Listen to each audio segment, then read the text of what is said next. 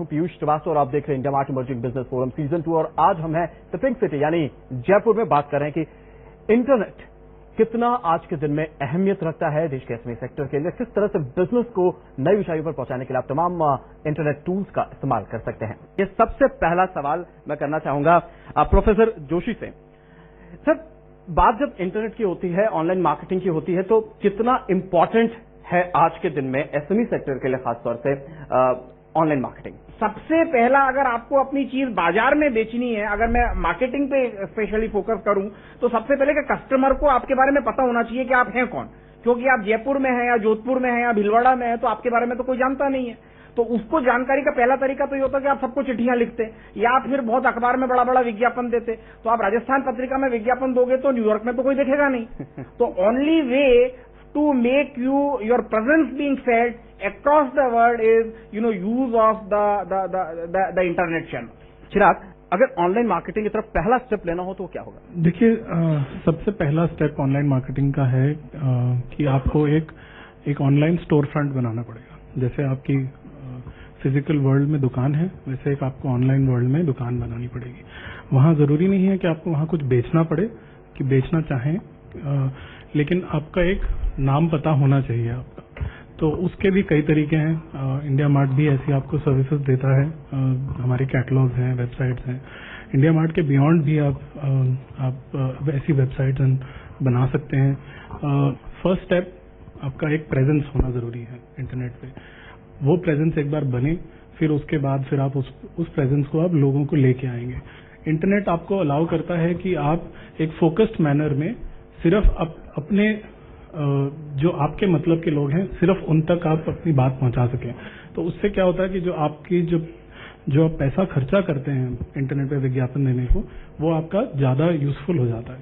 So first step presence, next step is to try and advertise that presence. Rajiv, आप खुद भी entrepreneur हैं, आप कई इंडस्ट्री बॉडीज को भी आप रिप्रेजेंट करते हैं। आपसे जानना चाहेंगे कि कौन कौन से टूल्स आज के दिन में अवेलेबल हैं सेक्टर के लिए कि जो कि मदद कर सकते हैं ऑनलाइन प्रमोशन में? इंटरनेट के माध्यम से आज पूरे विश्व में, जैसे कि बता रहे हैं, कि पहुंच सकते हैं। लेकिन ये इंटरनेट का यूज आप कहां एप्लीकेशन देखेंगे? आप अपनी फैक्ट्री में अकाउंटिंग का कार्य इंटरनेट की मदद से कर रहे हैं, कंप्यूटर्स की मदद से कर रहे हैं। आप ईआरपी सिस्टम्स को मल्टी लोकेशनल आपकी शॉप्स हैं।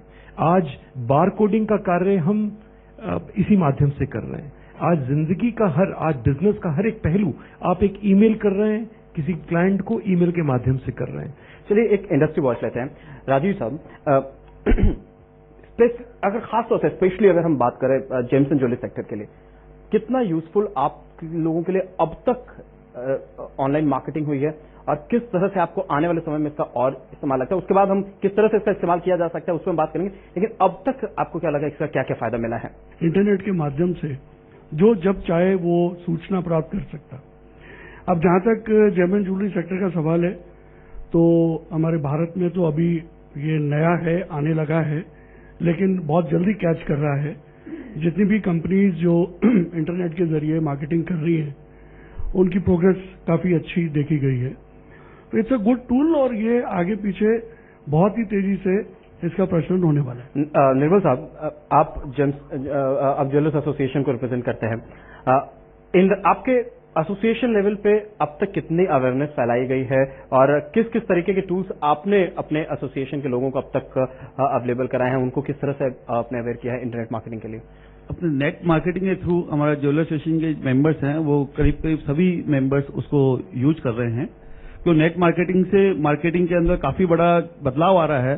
जो अपन अभी इंडिया के अंदर अपन जो मार्केटिंग का नेट मार्केटिंग है, वो अभी जो हाथ टच करने वाली ज्वेलरी की प्रवृत्ति है, वो अभी इंडिया के अंदर है। लेकिन जैसे अपन अमेरिका के अंदर देखें, अभी बात कर रहे थे अपन, तो अमेरिका के अंदर जैसे $60 बिलियन का मार्केट है, उसमें से 10% मार्केट अपने इंटरनेट और ये ई कॉमर्स मार्केटिंग से हो रहा है।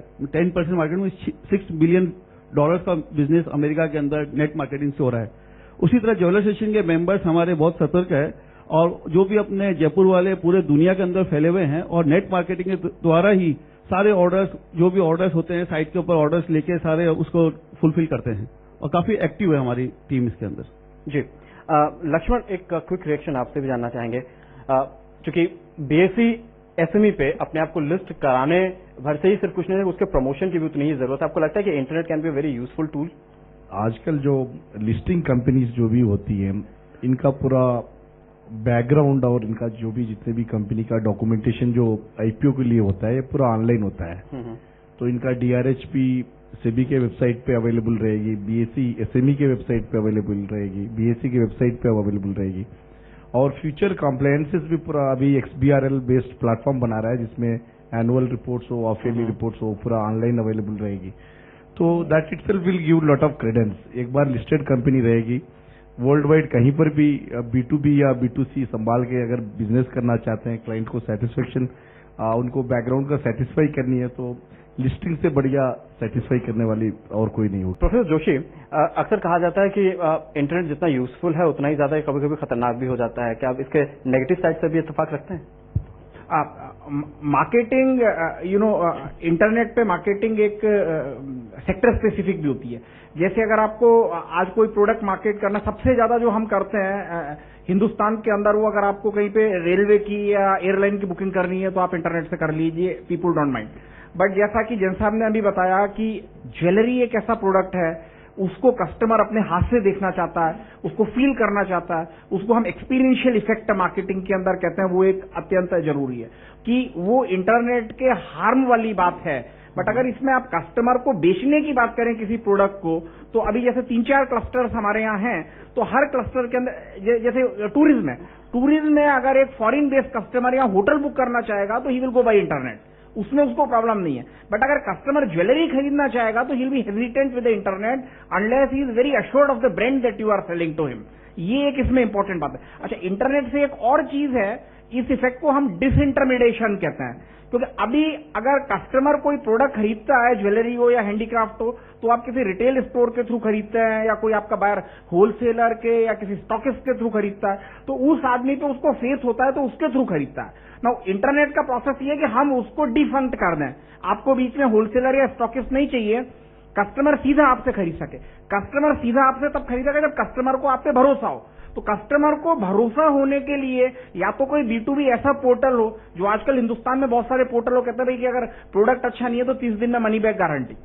नाउ अनलेस दिस इज, ये ज्वेलरी के केस में थोड़ा सा मुश्किल होगा, तो उस केस के अंदर कस्टमर क्योंकि, अच्छा ज्वेलरी में आप देखिए कि जैसे हम ज्वेलरी बाहर के बाजार में बेचते हैं और ज्वेलरी के अंदर उसका रियलाइजेशन का भी एक अलग